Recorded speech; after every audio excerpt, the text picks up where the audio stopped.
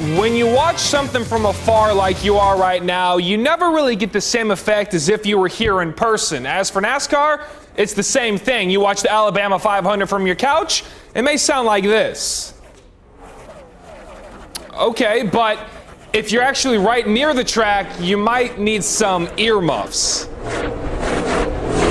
Yeah, it was the Alabama 500 at Talladega Speedway with these men nearing 200 miles per hour, just inches from each other. Sounds kind of dangerous, and yeah, it was indeed. It is in Talladega without some drama, and there was plenty of it to go with 16 laps left. In fact, the big one happened. 6 of the 12 playoff drivers competing for the championship were involved in this wreck, including Martin Truex Jr. and Kyle Busch. If you were caught in the middle, there was absolutely nowhere to go but into each other, causing significant damage. Hard to really tell it from your TV screen, but it was pretty bad. Then with 8 laps to go, we had another crash. This time, Ryan Blaney, Jimmy Johnson, Joey Logano, and Trevor Bayne were involved in this collision. So after one more crash, just 2 laps later, Brad Keselowski was one of the few who survived, 14 to be exact, as he's battling with Newman on the final lap. A little contact made, but he hangs on to take home the checkered flag for his 5th win at Talladega, while Dale Earnhardt Jr. finished in 7th.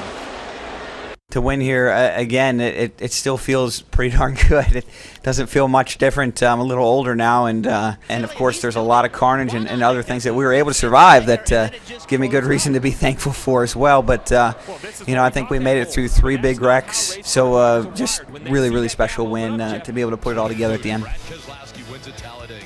And then there were 8, almost. The 3 massive wrecks at Talladega mixed up the standings considerably, so now Kyle Busch, Kenseth, Stenhouse Jr., and McMurray are all on the outside looking in. Johnson is just 7 points above the cutoff line, which could change as the final 8 will be decided next week at Kansas Speedway for the elimination race.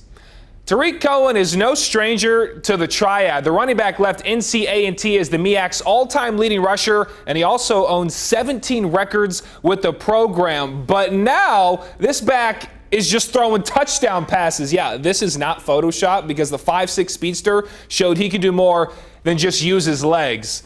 This guy's actually got a pretty good arm. Bears, Ravens, late second quarter. Cohen taking the toss, throwing off balance to the corner, and he actually completed it to Zach Miller for the touchdown. With this score, Cohen is the first Bears running back to throw a touchdown pass since Gale Sayers back in 1965. As for the former Tar Heel, Mitch Trubisky, he only completed 8 passes on 16 attempts for 112 yards, but he did have this touchdown pass to Deion Sims to tie it up, and the Bears would eventually win on a late field goal in overtime, 27-24 your final.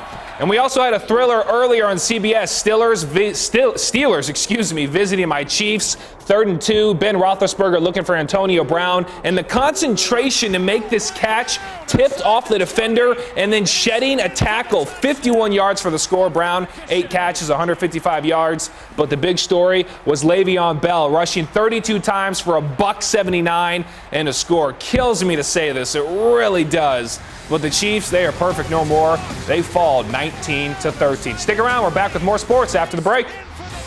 NC State fans, go ahead. Give yourself a hand. After the way this team's played, they deserve it. Then you have this true fan. Not sure exactly what she's doing, but you got to love the emotion for her team. Can you imagine if she were watching this segment right now? Girl, you made it. But the real reason I'm showing all of this is because the hype for the Wolfpack is real, and rightfully so, as they earn their highest AP ranking since 2003. A season-high 7 ranked teams, including 4 in the top 10, lost to unranked teams earlier this week, giving way for NC State to jump ahead a few spots from 20th to 16th. The Wolfpack have now won 6 straight and won 2 top 20 victories this season, thanks to quarterback Ryan Finley, who's thrown 11 touchdowns with 0 interceptions in that span.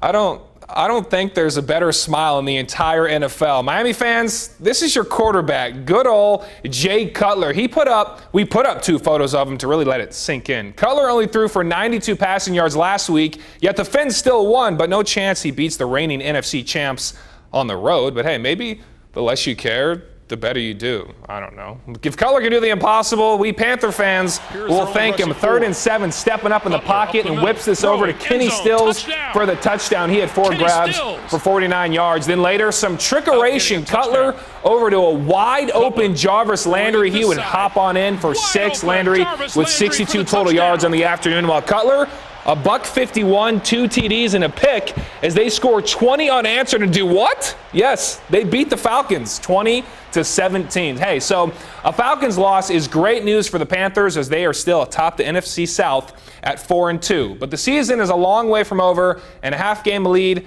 just won't cut it. You wouldn't think this would be the case, but the Saints are actually right behind the Panthers at 3-2, while the Bucs lost their 2nd straight to fall under 500. The good news, Luke Kuechly apparently did not get a concussion from this past Thursday, and they will visit the Bears, who are also struggling. Kickoff for that game is a week from today at 1 p.m. right here on Wfmy News 2. How about your Saints? Yeah, how about them, right? How about that? Wake-up call for us after enjoying temperatures in the 60s for lows. And our director wanted me to remind you that your team lost today. So thank you for watching WFMY News 2 at 11. The news never stops on WFMYnews2.com. The morning show, 4:30 in the morning. Bye. It did.